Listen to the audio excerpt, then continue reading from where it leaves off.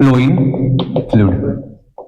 और जब हम फ्लोइंग फ्लूइड पढ़ते हैं तो फ्लोइंग फ्लूइड में अगर कोई भी क्या है क्रॉस सेक्शन एरिया है तो उससे क्या होगा, फ्लो होगा वाटर का। वाटर का जब फ्लो होगा तो वाटर का फ्लो रीजन क्या है फ्लो होने का, क्योंकि यहां से एक फोर्स लगता है और साथ साथ किसके अगेंस्ट काम करता है ये, एटमॉस्फेरिक प्रेशर। और एटमॉस्फेरिक प्रेशर के अगेंस्ट जब काम करेगा तो हम इस फोर्स को क्या बोलेंगे, एक तरह से इस एरिया को कहेंगे क्रॉस सेक्शनल एरिया ए। और इस तरह का जो प्रेशर लगेगा यहाँ पे that is called axis pressure. कौन सा प्रेशर, एक्सिस प्रेशर। और एक्सिस प्रेशर जितना ज्यादा होगा उतना ज्यादा वो एटमॉस्फेरिक प्रेशर के चीज को हैंडल कर लेगा और वाटर फ्लो होता रहेगा। लेकिन ये भी कर सकते हैं कि इसको इंक्लाइन कर सकते हैं, कर सकते हैं incline.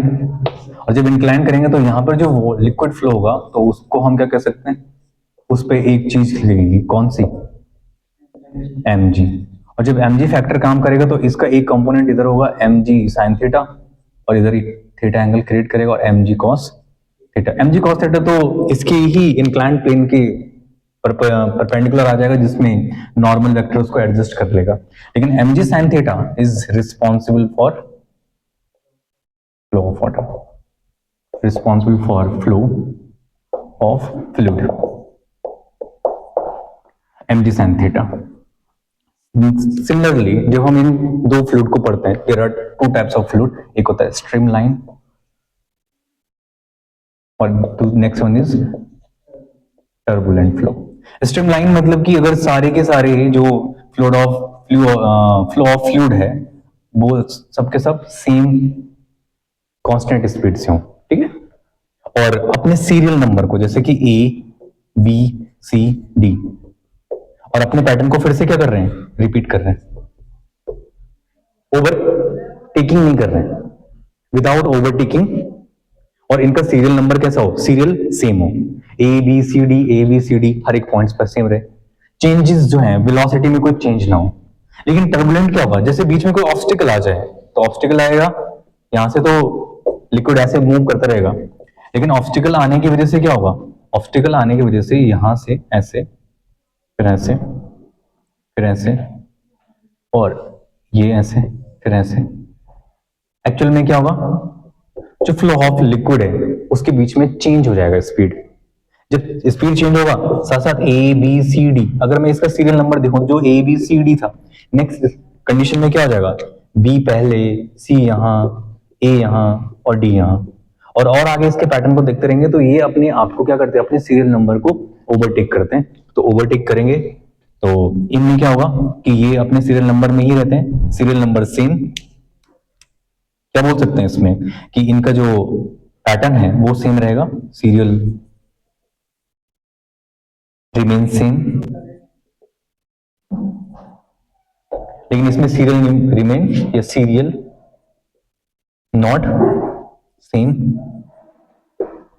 The particle flow with same speed, the particle flow with same speed. इसमें क्या होगा, the particle flow different speed,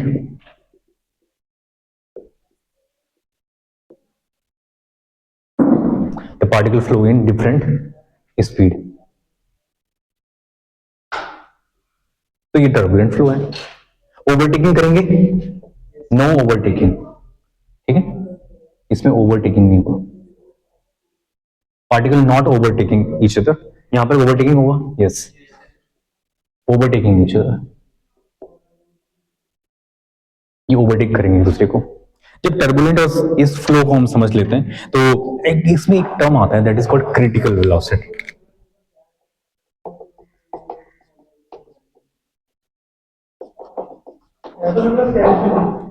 critical velocity एक ऐसी वेलोसिटी जब तक वो स्ट्रीमलाइन फ्लो में कर रहा है तो कर रहा है, लेकिन जैसे ही वेलोसिटी उसको मिलेगी it become turbulence. The velocity, this velocity after which streamline flow become streamline flow become turbulent is denoted by Vc. Is very important कि अब हम इसमें एक टर्म पढ़ते हैं that is called principle of continuity.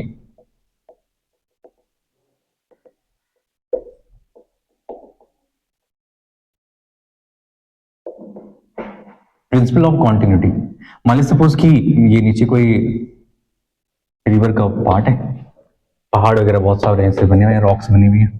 जब रॉक्स बनी हुई है तो यहाँ पे क्या होगा, पानी ऐसे ऐसे ऐसे ऐसे फ्लो होगा और फिर ऐसे ऐसे फ्लो होगा, फिर धीरे धीरे क्या हो जाएगा, पानी का वाटर का लेवल एकदम रेस्ट स्ट्रीमलाइन हो जाएगा. जब स्ट्रीमलाइन हो जाएगा तो यहाँ का क्रॉस सेक्शन एरिया अलग, यहाँ का क्रॉस सेक्शन एरिया अलग, यहाँ का क्रॉस सेक्शन एरिया अलग, यहाँ का क्रॉस सेक्शनल एरिया अलग, यहाँ का अलग, यहाँ का अलग और यहाँ का क्रॉस सेक्शनल एरिया अलग. इसके क्रॉस सेक्शनल एरिया को कहेंगे A1, A2, A3, A4, A5, A6 and A7. इसकी वेलोसिटी यहाँ पे क्या होगी V1, यहाँ पे क्या होगी V2, यहाँ पे क्या होगी V3, यहाँ पे V4, यहाँ पे V5, यहाँ पे V6, यहाँ पे V7. और जब ये चेंज होगा तो हमारे पास क्या आएगा, वॉल्यूम तो सेम रहेगा, वॉल्यूम रिमेन सेम. क्यों? क्योंकि यहाँ पे एरिया है, वेलोसिटी है. एरिया बढ़ा तो वेलोसिटी क्या हो जाएगी, कम. यहाँ पे एरिया कम होगा तो वेलोसिटी क्या हो जाएगी. और एरिया वेलोसिटी, अगर एरिया डिपेंड करता है किसमें, प्रेशर पे. एरिया अगर बढ़ेगा तो प्रेशर क्या हो जाएगा, कम. एरिया कम होगा तो प्रेशर क्या हो जाएगा. तो फोर्सेस और ये सब चीजें जब हम रिलेट करते हैं तो volume 1 is equal to A1 V1 and volume 2 is equal to A2 V2 and volume next is volume 3 is equal to A3 V3. तो all the volume are remains constant, तो ये हो जाएगा A1 V1 is equal to A2 V2 is equal to A3 V3 is equal to constant. This is known as principle of continuity. कि हर जगह पे volume constant रहेगा, same रहेगा. जो वॉल्यूम कांस्टेंट रहेगा, रिमेन्स सेम रहेगा, तो इसमें एक टर्म हम पढ़ते हैं, या very important principle is Bernoulli principle. अब बर्नौली प्रिंसिपल जो है वो काफी ज्यादा इतना ब्रॉड प्रिंसिपल नहीं है जितना आप लोग का जितने का नाम है. ये डिपेंड करता है 3 टाइप ऑफ एनर्जीज पे. ठीक है, अगर फ्लूइड के पास 3 टाइप ऑफ एनर्जीज हैं तो वो ये किस पे बेस्ड होता है, कंजर्वेशन ऑफ एनर्जी पे. ये तीनों टाइप की जो एनर्जीज होंगी कैसे रहेंगे, कंजर्व रहेगी. और जब कंजर्व रहेंगी तो it based on if a fluid have a 3 type of energy. Fluid has 3 type of energy. Number पहला, और इसके डायग्राम को हम कंस्ट्रक्ट कर देते हैं.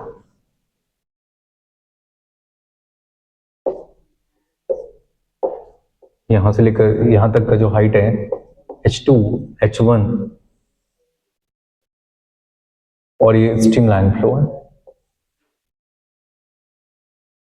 Pressure P1, area A1, velocity V1. इसको क्या बोलेंगे, x रीजन. इसको बोलेंगे y region. Pressure P2, area E2, velocity V1 V2. तो pressure energy, the first energy is pressure energy. और प्रेशर एनर्जी किसके इक्वल होगी, work done on a body. किसी बॉडी पे जो वर्क डन होगा उसको कितना बोलेंगे, वर्क इक्वल टू क्या होता है, फोर्स इनटू डिस्प्लेसमेंट. और फोर्स इक्वल टू क्या होता है, pressure multiplication by area. Pressure multiplication by area multiplication by displacement. तो area into displacement, pressure multiplication by volume. और pressure energy per unit volume,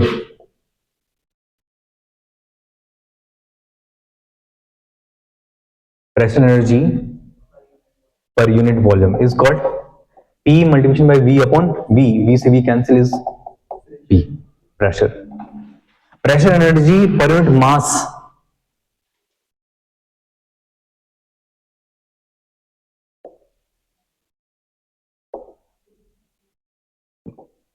पर unit mass. P multiplication by volume upon mass. Volume upon mass is 1 by rho is pressure upon rho is density. And the next energy is kinetic energy. अब क्योंकि जब liquid flow होगा तो यहां से उनको क्या मिलेगी? Kinetic energy. काइनेटिक एनर्जी मिलेगी, it means increase in kinetic energy. जब काइनेटिक एनर्जी इंक्रीज होगी तो second one, kinetic energy is equal to half M V square. Kinetic energy per unit volume,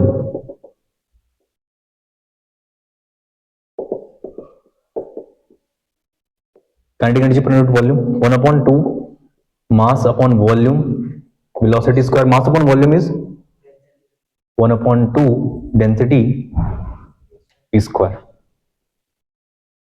और kinetic energy per unit mass, क्योंकि volume के terms में भी लिख सकते हैं हम, और kinetic energy per unit mass 1/2 m v square divide by m. m से m cancel, 1/2 v square. Similarly the next energy कौन सी होती है फिर? Potential energy. और पोटेंशियल एनर्जी को क्या लिखेंगे? Potential energy mgh. और potential energy per unit volume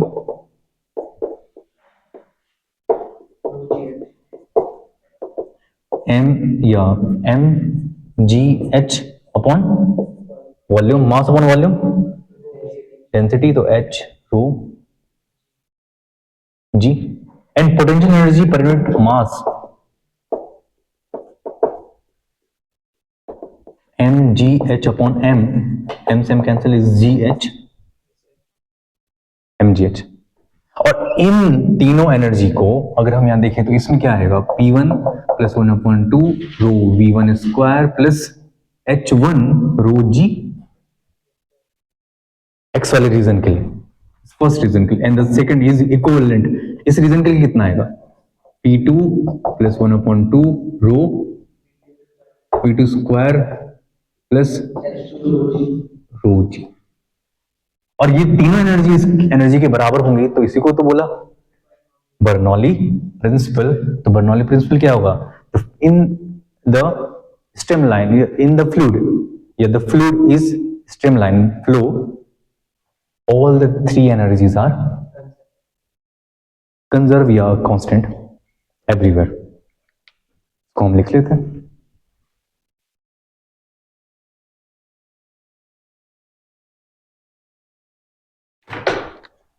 statement क्या आएगा?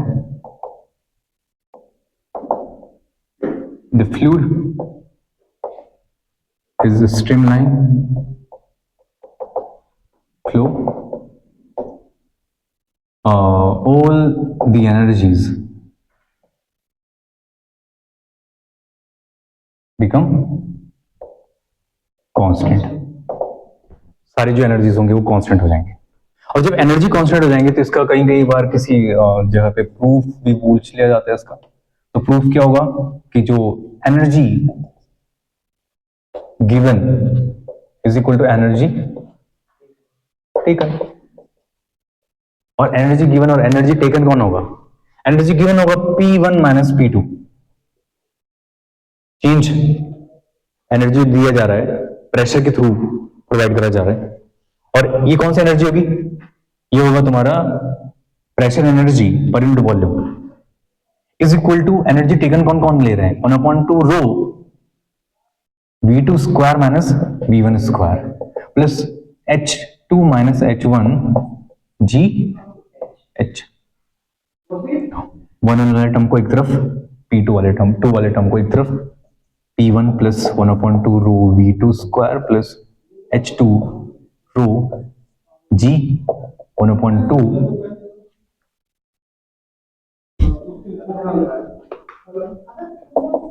P2 plus 1/2 rho V2 square plus H2 रो G. हेल्स प्रूफ. ठीक है. और बर्नौली प्रिंसिपल का यही जो पार्ट है, this is known as Bernoulli principle. Yes, okay, 1 और 1, हाँ राइट. तो वन वाले टर्म एक तरफ हो गए पहले रीजन की, दूसरे वाले टर्म एक तरफ हो गए, तो this is known as Bernoulli principle. अब बर्नौली प्रिंसिपल का जो एप्लीकेशन है वो कहां हम यूज करते हैं? एरोप्लेन्स, एरोडायनेमिक्स, मैग्नेस इफेक्ट, बॉल को स्विंग वगैरह कराने के लिए। जो रोनाल्डो होता है फुटबॉल को स्विंग करते हैं, तो वो कैसे क्यों स्विंग करते हैं? तो वो उसमें जब किक मारते हैं तो वो बॉल की दिशा बदल जाती है, हम डायरेक्शन चेंज कर देते हैं उसके। स्विंग कराते हैं तो बॉल को स्विंग कराने के लिए भी क्या करते हैं, उस बॉल को ऐसे फेंकेंगे तो उसकी बॉल वो स्विंग हो जाएगी। एरोप्लेन की जो पंख है तो वो कैसे बनते हैं? ऐसे नीचे से थोड़ा चपटे सपाट, ऊपर से थोड़ा कर्व, जिससे कि प्रेशर एनर्जी नीचे से ज्यादा लगे और ऊपर से प्रेशर कम लगे, जिससे कि उसको उड़ने में आसानी हो। तो इसके कुछ एप्लीकेशन को तो हम समझेंगे, साथ साथ इसकी एक एप्लीकेशन का एक टर्म जो है फर्स्ट एरोप्लेन के लिए, एरोप्लेन विंग ये कैसे काम करता है उसको एक बार देख लेते हैं। एरोप्लेन, एरोप्लेन का जो विंग बनता है वो कैसे बनता है? ऐसे। और जब विंग बनेगा तो इसमें क्या आएगा? हवा चलेगी इस तरफ से, और कैसे चलेगी? Blow of the air, stream line. और जब स्ट्रीम लाइन चलेगा तो ये जो पॉइंट का ये आएगा यहां से चल के ऐसे हो जाएगा, और ऐसे ऐसे ऐसे ऐसे ऐसे। ये जो दो पार्टिकल अगर यहां पर रहे होंगे, इन दोनों पार्टिकल की अगर मैं बात करूं, ये दोनों पार्टिकल, इसकी पोजीशन मान ले A1 और इसकी पोजीशन मान ले A2, और यहां पे जाने के बाद इसकी पोजीशन होगी B1 और यहां होगी B2। मतलब पार्टिकल जैसे विंग्स इसके अंदर आया होगा ऐसे, तो विंग के आने के बाद ये दोनों पार्टिकल कैसे हुए होंगे? ऐसे स्ट्रेच। तो यहां पे एरिया क्या हुआ? इंक्रीज। एरिया इंक्रीज होगा तो प्रेशर क्या होगा? कम हो जाएगा। और यहां का जो वेलोसिटी होगा वो कौन सा वेलोसिटी होगा? v1। और यहाँ की वेलोसिटी, तो v2 वेलोसिटी क्या हो जाएगी? यहां से जाने के बाद विंड स्पीड क्या बढ़ जाएगी? बढ़ जाएगी। विंड स्पीड बढ़ रही है, यहां पे प्रेशर क्या हो रहा है? कम हो रहा है। प्रेशर कम होगा लेकिन यहां का प्रेशर क्या हो जा रहा है? और जब ज्यादा होगा तो ये उसको लिफ्ट कर देता है ऊपर की तरफ। तो इससे एक कंक्लूजन जो रिजल्ट मिलता है कि वेलोसिटी इफ इंक्रीज या वेलोसिटी इंक्रीज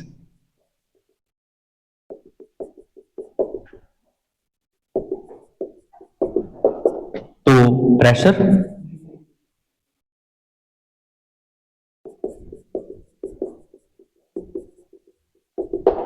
डिक्रीज होता है। प्रेशर क्या होता है? डिक्रीज होता है। और जब प्रेशर डिक्रीज होगा और दोनों हाइट अगर सेम हुई,